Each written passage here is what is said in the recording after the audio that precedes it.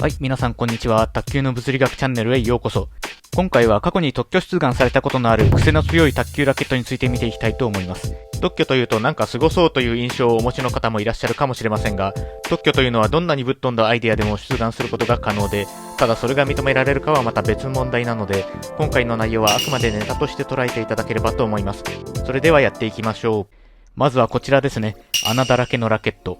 こちらはラケットが受ける空気抵抗を減らして打球のスピードを上げる狙いがあるのだそうです。ただこれをやってしまうとおそらくラバーもラケットも傷みやすくなり、特にラバーは物によっては数日で死んでしまうと思うので、おそらく誰もやらないだろうとは思うのですが、面白いのがこれを出願された方は穴の形状まで律儀に抑えに行っているというところです。通常有用な特許に対しては、例えばこの特許がみんなが真似したいようなアイデアだったとするならば、丸い穴は抑えられているけど三角の穴なら大丈夫だろうというように、相手の特許の隙間をかいくぐるような抜け道を考えます。その対策として特許を取得する側としては、他者に真似されないように、できるだけ広い条件で抑えておきたいと考えるわけです。この出願者は真似されるのを防ぐため、穴の形状に丸、三角、四角、台形、そしてハート状などを指定しています。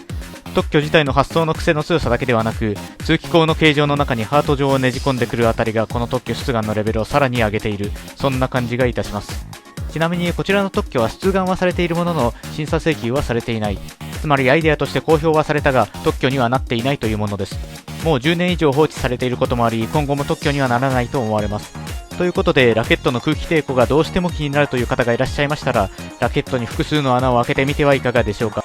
続いてはこちらです。手のひら感覚で打てるラケット。見た目から癖の強さが伝わってきますね。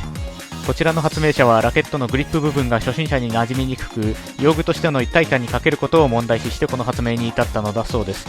発明者によればこれによって従来ラケットのフォアハンド、バックハンドの切り返しによって生じる隙をも克服できるとのこと。ちなみに持つときはこの白い輪っかの部分に腕を通してこうですね。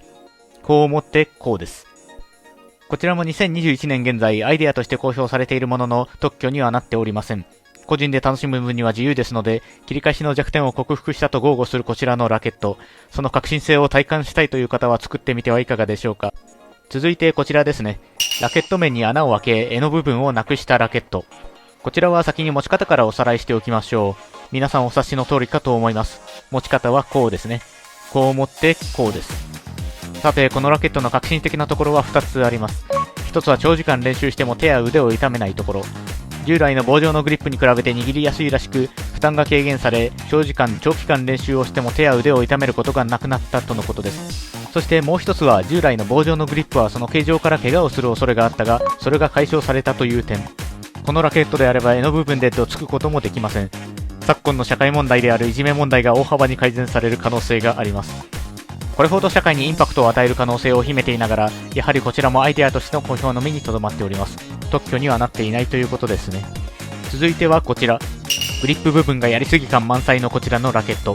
もはやそれぞれのパーツがどう役に立つのかわかりませんが、とりあえずグリップ性が向上し、ラケットのすっぽ抜けはなくなるとのことです。さらにこちらのラケット、特筆すべきはその滑り防止機能による驚異的な付随効果の数々。急なフォアとバックの切り返しにも反射的に正確なラケット角度を維持することができる効果。力強いボールを打つことができ、相手の反射速度を圧倒してさらに高い点数を獲得できる効果。カットの時にもより強い回転をかけることで相手に容易に処理することを許さない効果。全く力を入れないで楽に打球することができる効果。グリップと手の間の各所で隙間が点在することで手汗をかいても瞬時に蒸発し、汗による滑りを防ぐ効果。突起の先端部分により指が刺激され、脳をも活性化させる効果。まだまだありますがこの辺にしておきたいと思います。ここまで聞いて皆さん薄々お気づきかと思いますが、こちらも例によって公表のみであり、少なくとも日本では特許になっておりません。この出願者は韓国の方なのですが、特許取る気満々だったのか、実に多くの国に対して出願をしております。ただ日本では公表のみで10年の歳月が経過しており、さすがにもう当時のやる気はなくなっているかもしれませんね。最後はこちら。一見するとまともに見えるこちらのラケット。よく見るとグリップ部分がかなり太くなっています。こちらは従来式のペンホルダーラケットにシェイクハンドのようなグリップ性を持たせ、ペンホルダーでありながらラケット面を安定化させたというもの。握り込むことによってペンホルダー特有の台状技術のやりやすさが一部失われているのではないかとも思うのですが、この特許の中では問題なくペンとシェイクのいいとこ取りができているとの認識であり、実際今回ご紹介したラケットの中で唯一特許の取得まで至っております。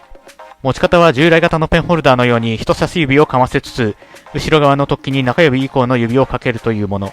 こう持ってこうですね。以上、今回は特許出願された癖の強い卓球ラケット5選というテーマでお送りいたしました。特許というのは認められるための要件がいくつかあるのですが、今回ご紹介したラケットの多くは、例えば高度性、その発明が高度なのかどうか、または進歩性、その業界の人が容易に思いつくアイデアかどうか、といった部分がネックになっているのではないかと思います。まあ、たまにはこういったことを考えるのも面白いかもしれませんね。ということで、今回はこの辺で失礼いたします。最後までご覧いただきありがとうございました。それではまたお会いしましょう。さようなら。